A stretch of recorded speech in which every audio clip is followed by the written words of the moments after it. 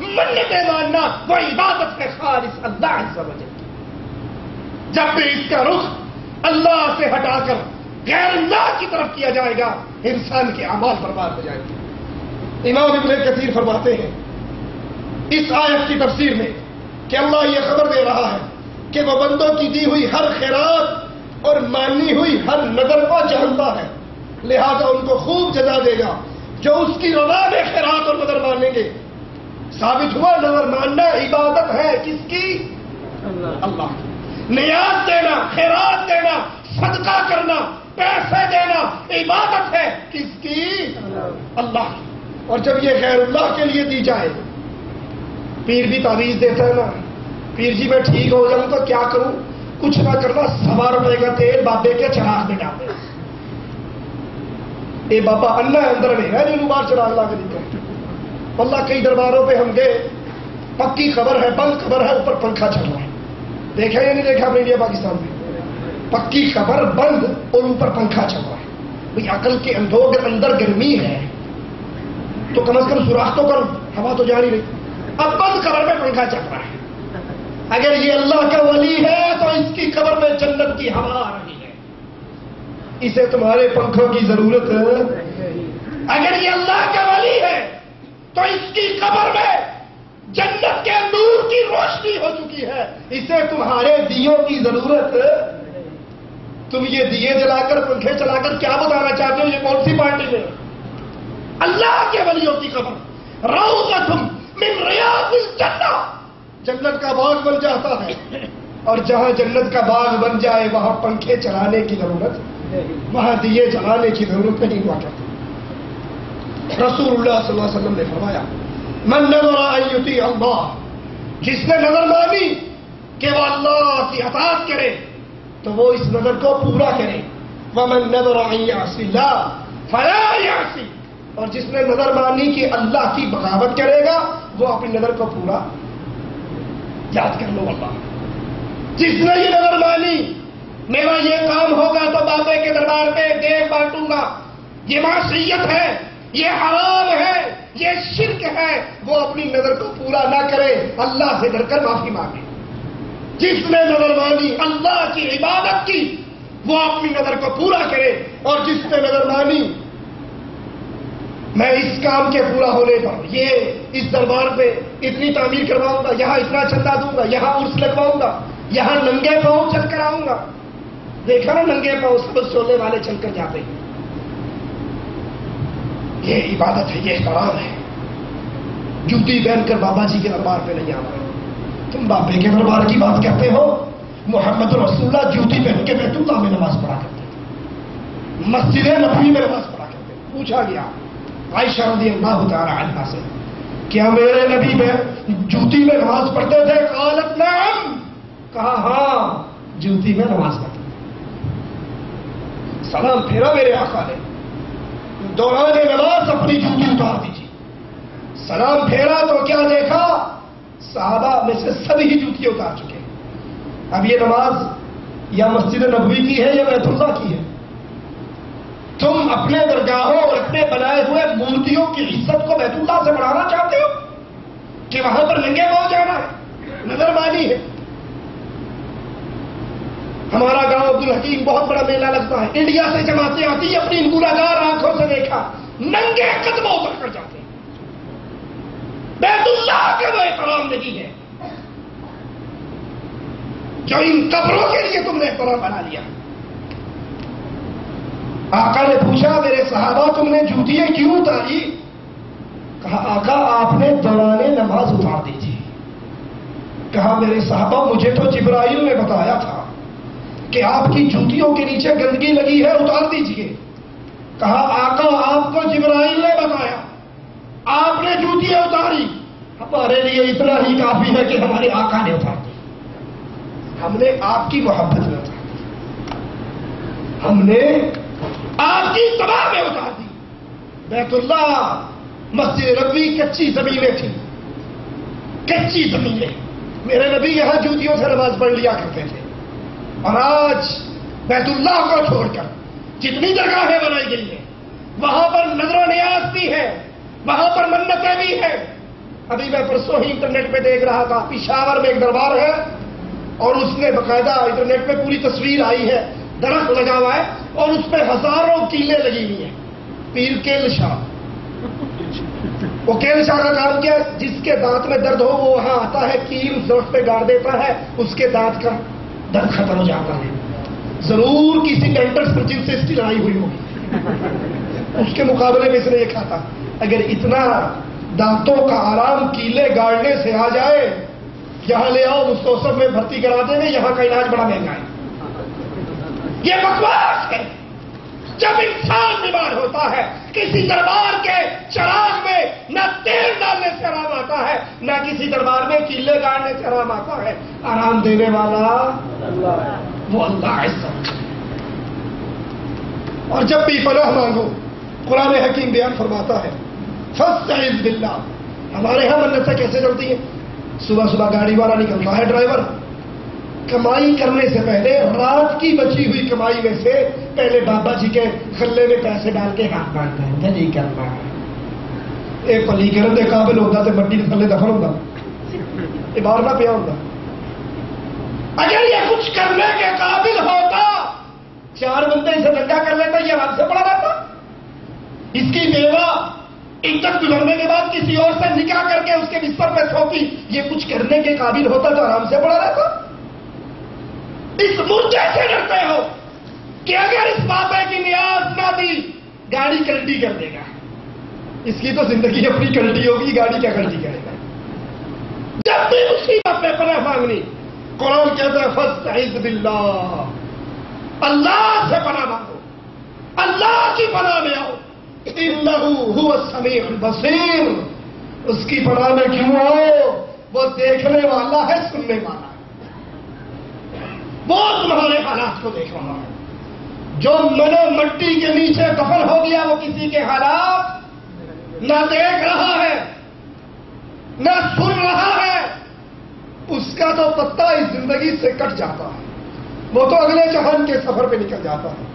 قرآن حکیم کا دوسرا مقام سنیے، وَقُلْ رَبِّ أَعُوذُ بِكَ مِنْ هَمَزَاتِ الشَّيَاطِينِ وَأَعُوذُ بِكَ رَبِّ أَن يَحْضُرُونِ. اور دعا کرے کہ اے رب میں شیطانوں کے وسوسوں سے تیری پناہ چاہتا ہوں، اور اے رب میں تیری پناہ چاہتا ہوں کہ وہ میرے پاس آ جائے.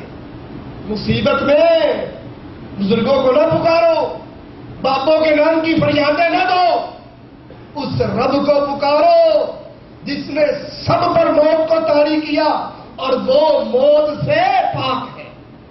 وہ موت سے پاک ہے، نہ اسے موت، نہ اسے نیند، نہ اسے اونگ. اس کی پناہ میں آؤ جس کی پناہ سے بڑی پناہ قل اعوذ برب الفلق، آسمانوں کے رب کی پناہ. اور جو رب کی پناہ میں آ جائے اس کا کوئی بگاڑ سکتا ہے؟ اللہ کے لیے اعلیٰ مثال سمجھانے کے لیے بات کہتا ہوں. جو یہ سعودیہ کے ماحول پہ رکھ لو، جو کسی امیر کا مقبول ہو انہوں ماڑا بندہ ہاتھ پا سکتا، اس کا کفیل امیر ہے، 1 منٹ میں خروج بنوا دے گا.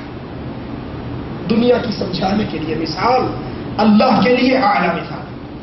جو اپنے رب کی پناہ میں آ جائے، جس کا والی وارث اللہ بن جائے، اس کو کوئی نقصان پہنچا سکتا، اس کا کچھ کوئی بگاڑ سکتا؟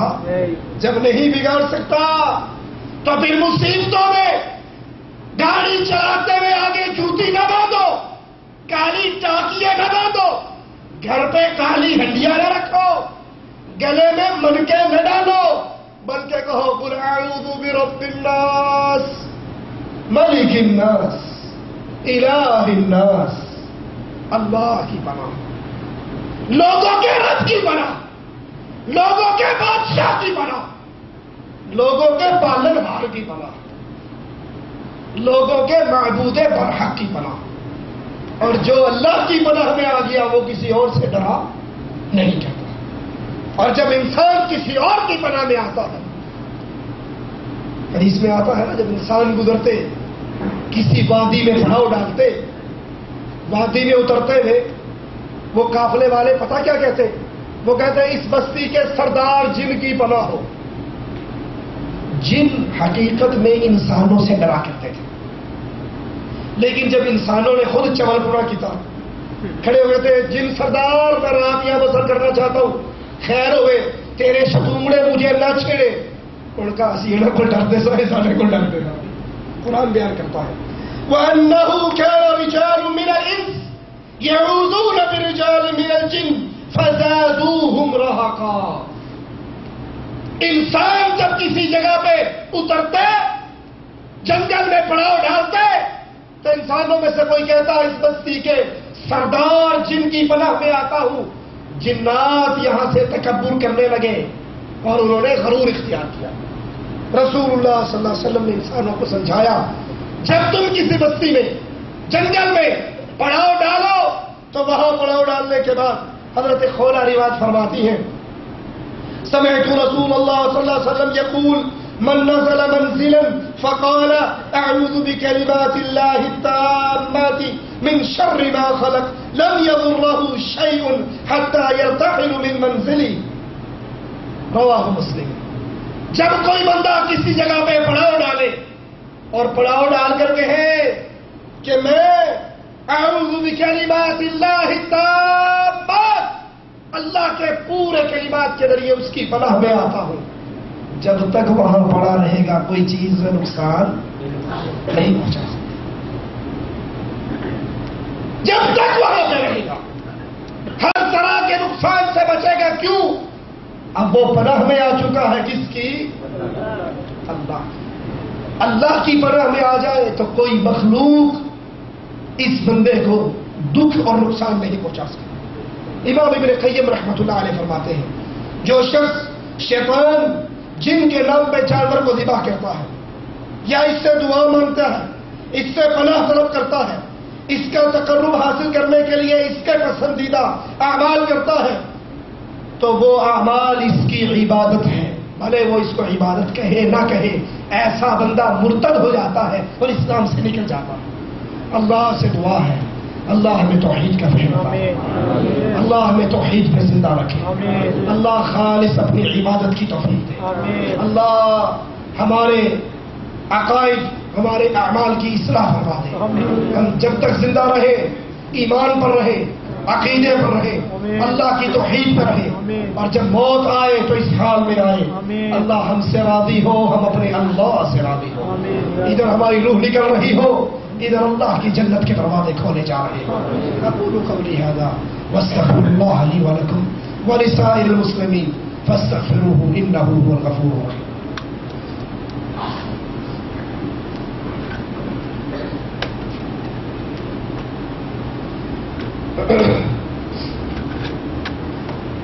میرا سوال یہ ہے کہ ٹخنوں سے نیچے تہمت رکھنے والے کے لیے کیا حکم ہے؟ کیا یہ کبیرہ گناہ ہے؟ ہاں جی، اس پر بڑی شدید وعید آئی ہے. رسول اللہ صلی اللہ علیہ وسلم نے فرمایا جو کپڑا ٹخنوں سے نیچے ہے یہ حصہ آگ میں چلے گا. ما اسفل من الكعبین من الازار ففی النار، وہ حصہ آگ میں چلے گا. کچھ لوگ سمجھتے ہیں چھوٹا سا مسئلہ ہے، مولوی ایسے ہی زور لگاتے رہتے ہیں. یہ مسئلہ چھوٹا نہیں ہے، بہت بڑا مسئلہ. عمر رضی اللہ عنہ وارضاہ جب زخمی ہو کے گر گئے، ایک نوجوان ان کی عیادت کے لیے آیا. واپس جا رہا ہے، عمر کی حالت کیا ہے؟ پھٹا ہوا جسم، موت کو گلے لگانے والے ہیں. تھوڑی دیر میں نظر پڑی اس کی شلوار اس کے ٹخنے سے نیچے تھی. کہا اس کو بلاؤ، واپس بلاؤ. جب قریب آیا کہا میرے بھتیجے اپنے کپڑے کو اونچا کر، تیرا دل بھی پاک رہے گا، تیرا کپڑا بھی پاک رہے گا. کچھ لوگ شلوار سے ٹخنے سے بلند کرنے والے پر مذاق فقرے کستے ہیں، مذاق اڑاتے ہیں. چھوٹے بھائی جی پانی کپڑا بچانے لگ گئے، بارش تو نہیں آئی بھی تم نے شلوار کیوں ڈھونڈ لی؟ پانی تو نیچے نہیں پڑا تم نے کپڑے پر. یہ مذاق ہے.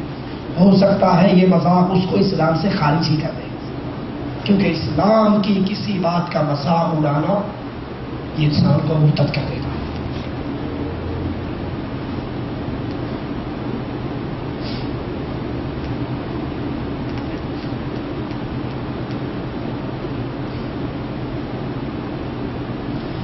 ایک آدمی کو پیسوں کی ضرورت تھی، اس کو ایک کافر نے دیے. اب اس آدمی نے اس سے بڑے بھائی کا رشتہ بنا لیا ہے، اس کے ساتھ میں ایک پلیٹ میں کھانا کھاتا ہے، گھر میں آنا جانا کر لیا ہے. اس کے بارے میں کیا وعید ہے؟ کافر کے بارے میں دل کے اندر نفرت اور بغض ہونا، یہ اسلام کی بنیادی باتیں ہیں.